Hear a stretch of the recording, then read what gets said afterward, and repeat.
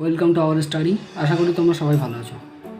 তো আজকে আমি মডেল অ্যাক্টিভিটি টাস্ক ষষ্ঠ শ্রেণী গণিত নিয়ে আলোচনা করব, যেটা অক্টোবর মাসের জন্য দেওয়া হয়েছে 2021-এ, সেটা নিয়ে। তো ভিডিওটা কোথাও স্কিপ না করে শেষ পর্যন্ত দেখার অনুরোধ রইল। ভিডিওটিতে কোথাও বোঝার অসুবিধা হলে সেটা অবশ্যই কমেন্ট সেকশানে জানাবে, তাহলে বুঝিয়ে দেওয়ার চেষ্টা করব। আর এটা হচ্ছে মডেল অ্যাক্টিভিটি টাস্ক, সেটা হচ্ছে পার্ট 7। এটা হচ্ছে পার্ট 7। তো পার্ট 6-এর মানে সেপ্টেম্বর মাসের মডেল অ্যাক্টিভিটি টাস্ক এবং পার্ট 5-এর মডেল অ্যাক্টিভিটি টাস্কগুলো যদি তোমাদের প্রয়োজন হয়, তো আমাদের এই ভিডিও ডেসক্রিপশনে দেওয়া লিঙ্ক থেকে অবশ্যই তোমরা দেখে আসতে পারো। তো চলো ভিডিওটা শুরু করি।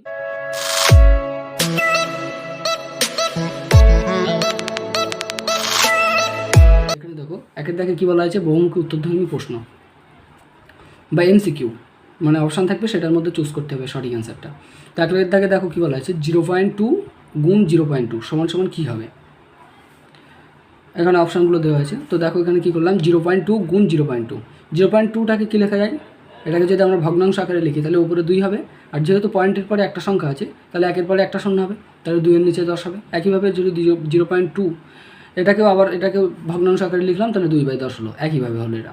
তারপরে কী হয়, আমরা জানি যে দুটো ভগ্নাংশ যখন গুণ করতে হয় তখন হরে হরে গুণ হয় আর লবে লবে গুণ হয়। তাহলে হরে হরে গুণ করলাম, তাহলে 100, এই 10 গুণ করলে কত হবে, 100 হবে। আর ওপরে 2 গুণ 2 করলে 2 গুণ 2 হবে, মানে ওপরে লবে লবে গুণ হবে, মানে 2 গুণ 2 হবে। তো কোন অপশানটার সঙ্গে এটা মিলছে, দেখো ডি এর দাগের অপশান 2 গুণ 2/100। তারপরে দেখো 2 এর দাগে কী বলা হয়েছে, 2.5 কিলোমিটার সমান সমান কত। অপশানগুলো দেওয়া হয়েছে, এর মধ্যে চুজ করতে হবে। তো 2.5 কিলোমিটার এটাকে আমাদের মিটারে আনতে হবে, যে অপশানগুলো আছে সেগুলো সব মিটারে আছে। তো 2.5 কিলোমিটার সমান সমান কত মিটার হবে, আমরা জানি 1 কিলোমিটার সমান সমান 1000 মিটার। মানে কি, কিলোমিটার থেকে মিটারে আসতে গেলে 1000 দিয়ে গুণ করতে হবে। তো এখানে কিলোমিটার আছে, তাহলে এর সঙ্গে 1000 দিয়ে গুণ করলে মিটারে চলে আসবে। তো 2.5কে 1000 দিয়ে গুণ করলে সেটা মিটারে চলে আসছে, এককটা এখন দেখো মিটারে আছে। তো আনসারটা কত হচ্ছে, দেখো সি এর দাগ 2.5 গুণ 1000 মিটার, 2.5 গুণ 1000 মিটার। তারপরে দেখো 3-এর দাগে কী বলা হচ্ছে, সঠিক সম্পর্কটি হলো। সঠিক সম্পর্ক কী এর মধ্যে দেখো সঠিক সম্পর্কটা, তাহলে প্রথমটা নিয়ে কাজ করি। প্রথমটা কী দেখো বলা হয়েছে, 0.3 থেকে 0.33 এটা বড়। তো আমরা দেখি এটা বড় হচ্ছে কিনা। তাহলে 0.3 প্রথমে আছে, 0.3টা নিয়ে কাজ করি। 0.3 এটাকে ভগ্নাংশ আকারে লিখলে কী করতে হবে, যেহেতু ওপরে 3 তো হবে, আর যেহেতু দশমিকের পরে একটা সংখ্যা আছে তাহলে নিচে কী হবে, একের পরে একটা শূন্য হবে, তাহলে 3/10 হচ্ছে। এটাকে দেখো কী হচ্ছে, 0.33 আছে এবার। তাহলে 0.33 মানে কি, ওপরে 33 তো হবে, আর নিচে যেহেতু একের পরে দুটো সংখ্যা আছে তাহলে নিচে কী হবে, একের পরে দুটো শূন্য হবে, তার মানে 33/100। এবার দুটো এরকম ভগ্নাংশকে তুলনা করতে গেলে আমাদের কী করতে হয়, হর সমান করতে হয়। তো এটার দেখো এটার হরে 100 আছে আর এটার হরে 10 আছে, তাহলে আমরা এই 10টাকে 100-তে আনার চেষ্টা করবো। তাহলে কী করবো, 10কে 10 দিয়ে গুণ করলে 100 হয়ে যাবে। যেহেতু কোনো ভগ্নাংশের হরে যেটা দিয়ে গুণ করতে হয় লবেও সেটা দিয়ে গুণ করতে হয়, তাহলে হরে যেহেতু 10 দিয়ে গুণ করেছি, লবেও 10 দিয়ে গুণ করবো। তাহলে উপরে কী হচ্ছে, দেখো 3 10কে 30 হচ্ছে, আর নিচে দেখো 10 10কে 100 হচ্ছে। এখন দেখো হর একই চলে এসে 100, এটারও 100। এবার তুলনা করা যাবে, যেটার যদি হর একই হয়, যেটা লব বড় হবে সেটা বড়। এটা কি 30/100 আছে, আর এটা হচ্ছে 33/100 আছে। তো কোনটা বড় এর মধ্যে, যেহেতু লবে 33টা, মানে 33টা বড় হচ্ছে, তাহলে এটা বড় হবে টোটালি। তাহলে টোটালি এটা বড় হচ্ছে, মানে 30/100 থেকে 33/100। 30/100টা কি, 30/100 মূল ফর্ম কী ছিল, 0.3। এই দেখো আমরা 0.3 থেকে 30/100 নিয়ে এসেছিলাম, আর এখানে 33/100। এটার মূল ফর্ম কী ছিল, দেখো 0.33। তো এখানে দেখো বড় হচ্ছে কোনটা, এটা, মানে 0.33টা বড় হচ্ছে। এখানে দেখো এই অপশানটাই সঠিক দিয়েছে, 0.3 থেকে 0.33 বড়, তাহলে সঠিক সম্পর্ক হবে এটা। এগুলো সব ভুল হবে, প্রথমটা নিয়ে কাজ করে আমরা দেখতে পাচ্ছি যে এটা ঠিক হয়েছে। তো অ্যান্সার হবে এটা, এর দাগটা। তারপরে দেখো কী বলা আছে, 50 ও 100 এর মধ্যে মধ্যবর্তী এক জোড়া সংখ্যা যাদের গসাগু 16, সংখ্যা জোড়া হলো, সংখ্যা জোড়াটি নির্ণয় করতে হবে। তো এখানে দেখো প্রথমে দেখো বলেছে কি, এখানে 50 ও 100 এর মধ্যে মধ্যবর্তী এক জোড়া সংখ্যা হবে। তার মানে কি, সংখ্যা দুটো 50-এর সমান অথবা 50-এর বড়, এবং 100-এর সমান অথবা 100 ছোটো হবে, 50-এর নিচে হবে না। এখানে দেখো প্রথম অপশানটা কী বলা আছে, 16/64। এটা অবশ্যই প্রথম অপশানটা কী আছে, দেখো অপশানের প্রথম অঙ্কটা কী আছে, 16। এটা 50-এর কম হয়ে যাচ্ছে, তাহলে এটা হবে না। তারপরে দেখো 16/80, এটাও দেখো 50-এর কম, তাহলে এটা হবে না। 50/64 এবং 64/80 নিয়ে কাজ করতে হবে, দেখতে হবে যে কোনটার গসাগু 16 হচ্ছে। তো আমরা ডি এর দাগটা নিয়ে কাজ করছি, অ্যান্সারটা হচ্ছে ডি এর দাগ। দেখো এখানে কীভাবে 16 হচ্ছে। তো 64 এবং 80 এগুলোকে আমরা উৎপাদকে বিশ্লেষণ করবো। 64কে উৎপাদকে বিশ্লেষণ করলে কী হচ্ছে, দেখো লসাগু করলে এখানে 2 গুণ 2 গুণ 2 গুণ 2, এখানে 5টা 2-এর 6টা 2-এর গুণফল হচ্ছে। আর 80 কি, এখানে দেখো 4টে 2 আর একটা 5-এর গুণফল হচ্ছে। তো এখানে দেখো 4টে করে 2-এর মিল আসে গসাগুর ক্ষেত্রে কী দেখে আমরা যেগুলো মিল হয় শুধু সেই উৎপাদকগুলো নিই। তো এখানে দেখো মিল হচ্ছে একটা আর একটা টোটাল 4টে 2-এর মিল হচ্ছে। তাহলে 2 2 4 2 8 2 16 হচ্ছে, গসাগুটা 16 হয়ে যাচ্ছে। তাহলে অ্যান্সার কোনটা হবে, কোন জোড়ার গসাগু 16? D-এর দাগের অপশানটা। তারপরে দেখো 2-এর দিকে বলা হয়েছে সত্য মিথ্যা লেখো।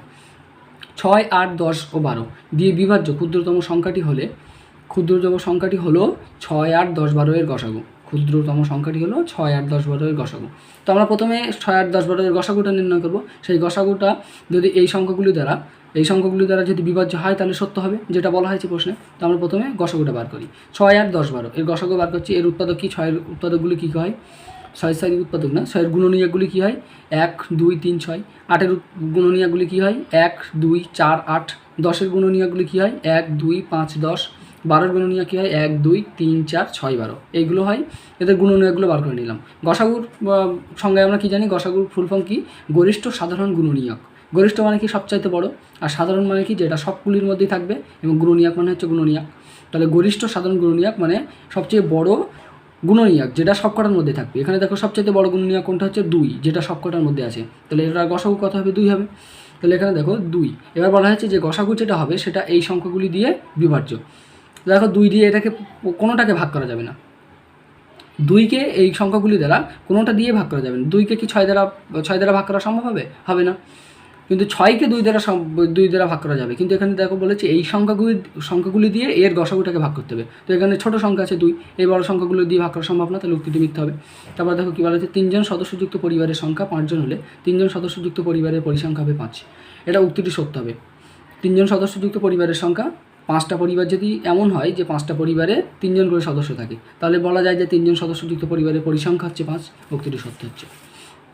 তারপর দেখো কী বলা হয়েছে, 3-এরটা কী বলা হয়েছে, দেখো পি এবং কিউ লেখা হয়েছে চিত্রে। পি কিউ একটি সরলরেখা। এটা কি সরলরেখা? এটা সরলরেখা হবে না, কারণ দেখো এখানে পি বিন্দু এবং কিউ বিন্দু যেটা দুই সাইডে নেওয়া হয়েছে, পি বিন্দুটা স্থির, কিউ বিন্দুটা স্থির। আমরা সরলরেখা বলতে কী জানি, এমন একটা রেখা যে রেখাকে দুই সাইডেই যতটা ইচ্ছা তুমি বাড়াতে পারবে। কিন্তু দেখো এখানে পি বিন্দুটাও স্থির, কিউ বিন্দুটাও স্থির, এদিকেও এটাকে বাড়ানো যাচ্ছে না, এদিকেও এটাকে বাড়ানো যাচ্ছে না। তাহলে এটা সরলরেখা হবে না, এটা হচ্ছে একটা সরলরেখাংশ। তো এটা সরলরেখা না, উক্তিটি হবে মিথ্যা। তারপরে দেখো কী বলা হয়েছে, এবিসি একটা ত্রিভুজ। এই এবিসি ত্রিভুজে দেখো এডি, বি এবং সি এফ বাহু, এডি, বি এবং সি এফ বাহু সরলরেখাংশগুলি সমবিন্দু কিনা। সমবিন্দু সরলরেখাংশ কাকে বলবো, যে সরলরেখাংশগুলো একটি বিন্দু দিয়ে যাবে। দেখো এখানে এডি, সি এফ এবং বি দেখো একটি বিন্দু দিয়ে গেছে, তাহলে এগুলো সমবিন্দু সরলরেখাংশ হবে, উক্তিটি সত্য হবে। তারপর দেখো একটা স্তম্ভ মেলাও দিয়েছে এখানে। এখানে দেখো প্রথমে বলেছে আয়তঘন, নিরেট চোঙ, নিরেট অর্ধগোলক, নিরেট গোলক, একটি বক্রতল, একটি সমতল ও একটি বক্রতল, দুটি সমতল, একটি বক্রতল, 6টি সমতল। আমি প্রথমে আঁকলাম, কী করলাম, আয়তঘনটাকে আঁকলাম, নিরেট চোঙটাকে আঁকলাম, নিরেট অর্ধগোলকটাকে এঁকে নিলাম, এটা নিরেট গোলকটাকে এঁকে নিলাম। আয়তঘন মানে কি, আয়তঘন মানে কি, আর দেখো এখানে লুটোর ছক্কার মতো হয়, কিন্তু লুটোর ছক্রটা হচ্ছে ঘনক, আর এটা হচ্ছে আয়তঘন, মানে তল আয়তঘনকার হবে, আয়তঘনকার হবে। আর যেটা লুটোর ছক্কা ওটা হচ্ছে ঘনক, ওটার বর্গ, মানে ওটা হচ্ছে সব তলগুলো সমান হবে। কিন্তু এখন ওটা এঁকে নিলাম। আয়তঘনের ক্ষেত্রে কী হয়, দেখো 6টা সমতল হয়, একটা সমতল, একটা সমতল, নিচে একটা সমতল, একটা সমতল, একটা সমতল, একটা সমতল, দেখো গুণলে 6টা সমতল হবে। তো আয়তঘন কী হবে, তাহলে ডি এর অপশানটা 6টা সমতল হয়ে যাচ্ছে এখানে, এটার সঙ্গে মিলছে। তারপর নিরেট চোঙ, নিরেট চোঙ এটা আঁকলাম। দেখো নিরেট চোঙের কি, উপরের অংশটা সমতল, নিচের অংশটা সমতল, এবং এইটা যেটা ঘুরতে ঘুরতে ঘুরতেছে এটা হচ্ছে বক্রতল। তাহলে দুটো সমতল হচ্ছে, একটা বক্রতল হচ্ছে। তাহলে এখানে দেখো নিরেট চোঙটা মিলছে কি, দুটি সমতল, একটি বক্রতল। নিরেট অর্ধগোলক, নিরেট অর্ধগোলকের কী হয়, নিচেরটা সমতল হয়, আর উপরে যেটা এটা ঘুরে এসে এটা হচ্ছে বক্রতল। তাহলে একটা সমতল, একটা বক্রতল, নিরেট অর্ধগোলকটা হবে একটি সমতল এবং একটি বক্রতল। নিরেট গোলক, নিরেট গোলক দেখো পুরোটা হচ্ছে বক্রতল, তাহলে এটা একটি মাত্র বক্রতল আছে, তাহলে নিরেট গোলকের বক্রতল কটা হবে, একটি বক্রতল, এটা এই অপশানের সঙ্গে মিলেছে। তারপর দেখো সংক্ষিপ্ত উত্তরধর্মী কী বলেছে, এখানে দেখো একটা ত্রিভুজ দিয়েছে, পাশে বলেছে ত্রিভুজের পরিসীমা কাকে বলে, এই চিত্রে ত্রিভুজটি পরিসীমা নির্ণয় করো। তো প্রথমে আমাদের ত্রিভুজের পরিসীমা কাকে বলে সেটা লিখতে হবে। ত্রিভুজের পরিসীমা বলতে আমরা কী বুঝি, ত্রিভুজের 3টি বাহুর সমষ্টিকে ত্রিভুজের পরিসীমা বলা হয়। ত্রিভুজের যে 3টি বাহু থাকে সেই 3টি বাহুর সমষ্টিকে ত্রিভুজের পরিসীমা বলে। তাহলে তারপরে বলেছে যে চিত্রে ত্রিভুজটির পরিসীমা নির্ণয় করো। তাহলে এই চিত্রের পরিসীমা কী হবে, 3টে বাহুর সমষ্টি হবে। তাহলে 10 + 15 + 18 সেন্টিমিটার হবে। এখানে যোগ করলাম 43 সেন্টিমিটার হচ্ছে এই ত্রিভুজটা, এই চিত্রটা মানে এই ত্রিভুজটার পরিসীমা। এর আসা যাক পরের প্রশ্নে। পরের প্রশ্ন দেখো কী বলা হয়েছে, আমি 0 থেকে -6 গেলাম, এটা এটাকে কী করতে হবে সংখ্যা রেখার সাহায্যে মানে সিকোয়েন্সের সাহায্যে আমাদের দেখাতে হবে। তো সংখ্যা রেখাটা এখানে নিলাম, এটা হচ্ছে 0 বিন্দু এবং এই সাইডে গেলে আমরা প্লাসগুলো পাবো, এই সাইডে গিয়ে মাইনাসগুলো পাবো, +1 +2 +3 +5 +6 এরকম করে। এই সাইডে -1 -2 -3 -4 -5 -6। এখানে যেহেতু -6 পর্যন্ত গেছে তাহলে আমাদের কি মাইনাস যেতে গেলে কী করতে হবে, 0 বিন্দুর বাম দিকে যেতে হবে, আর প্লাস বলে 0 বিন্দুর ডান দিকে যেতে হবে। তো এখানে দেখো যেহেতু মাইনাস বলেছে তাহলে 0 বিন্দুর বাম দিকে যাবো আমরা। তাহলে এখানে দেখো যেহেতু -6 বলেছে তাহলে আমাদের কি 6 ঘর পর্যন্ত যেতে হবে। এখানে 0 থেকে 6 পর্যন্ত গেলাম, এদিকে হচ্ছে এটা আমাদের -6 পর্যন্ত গেলাম। তো এটা সংখ্যা রেখার সাহায্যে দেখানো হলো যে 0 থেকে -6 পর্যন্ত আমরা এখানে এটা যাচ্ছি। এটা দেখাতে বলেছে যে 0 থেকে -6 পর্যন্ত যেতে হবে। তো সংখ্যা রেখাটা আঁকতে হবে, তারপর এখান থেকে 0 থেকে তীর চিহ্ন দিয়ে 6 পর্যন্ত যেতে হবে, যেহেতু বলেছে এখানে -6 পর্যন্ত 0 থেকে যাচ্ছি আমরা। তো তারপরে 5 থেকে কী বলেছে দেখো,